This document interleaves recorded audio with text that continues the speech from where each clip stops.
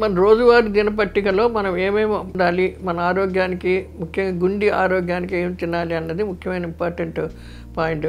ఇదేంటంటే మనిషి యొక్క బరువు మీద కూడా ఆధారపడుతుంది. బాగా ఎక్కువ బరువు ఉన్నవాళ్ళు క్యాలరీ చాలా తక్కువగా తినాలి. మామూలుగా ఉన్నవాళ్ళు క్యాలరీస్ అంటే ఇంధనం ఉన్న ఆహార పదార్థాలు ఒక మోతాదుగా వాడచ్చు.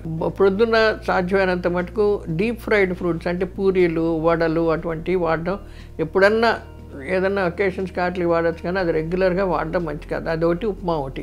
దాంట్లో ఈ మూడిటిల్లో చాలా ఎక్కువ నూనె పడుతుంది కాబట్టి అవి తగ్గించుకొని ఇడ్లీ కానీ ఉత్తప్పం కానీ ఏదైనా సరే మన ఆవిరితోటి పనిచేసిన పదార్థాలు కానీ ఈ పుల్కాలు కానీ అటువంటి ఏమైనా పెట్టుకొని వాడుకుంటూ ఉంటే దాంట్లో నూనె తక్కువ పడుతుంది. దాంతోపాటు కూరగాయలు ఉడకబెట్టి తాలింపులు పెట్టుకున్న అటువంటి వాడుకుంటూ ఉంటే చాలా మంచిది.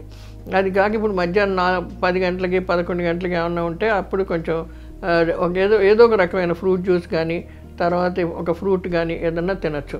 ఇంకో దాంట్లో షుగర్, ఈ జ్యూసుల్లో మటుకు షుగర్ చేయకూడదు. సాధ్యమైనంత మటుకు డైరెక్ట్ జ్యూసులు ఉండాలి.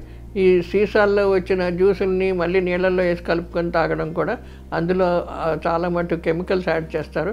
అలాంటివి వాడడం మంచిది కాదు. ఫ్రెష్ జ్యూసులు పెట్టుకోవడం మంచిది. గుండె ఆరోగ్యానికి ఉప్పు చాలా ఇంపార్టెంట్. ఒక అర చెంచా నుంచి ఒక టీ స్పూన్, చెంచా అంటే పెద్ద చెంచాలు కాదు, టీ స్పూను. ఆ టీ స్పూన్ నిండుగా వాడుతుంటే 5 గ్రాములు ఉంటుంది. ఇటు బాగా ఎక్కువ బరువుగా ఉన్నవాళ్ళు, గుండె జబ్బులు ఉన్న వాళ్ళకేమో ఇంకా తక్కువ వాడాలి. నార్మల్గా ఏంటంటే సాధ్యమైనంత మటుకు అర చెంచా కంటే ఎక్కువ వాడకూడదు. కూరలో వేసుకోవాలి, లేకపోతే ఉప్పు వాడకుండా పైన ఉప్పు వేసుకున్నా చాలా మంచిది. అలాగే వేసుకుంటూ ఉంటే ఉప్పు, పంచదార, నూనె ఈ మటుకు చాలా జాగ్రత్తగా కంట్రోల్ చేసుకోవాలి మన గుండె ఆరోగ్యం బాగా ఉండాలంటే.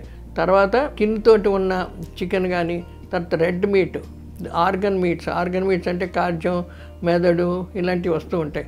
అవి చాలా ఎప్పుడైనా వాడుతూ ఉండాలి.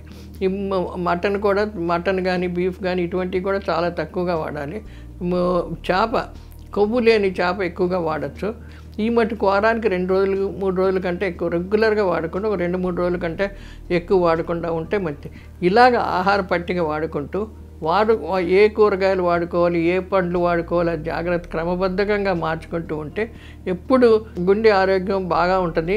మనుషులు ఏ రకమైన బాధలు లేకుండా సుఖంగా ఉండగలుగుతుంటారు. దీన్ని ఈ సమతులిత ఆహారం కాబట్టి చాలా జాగ్రత్తగా పాటించడం చాలా మంచిది.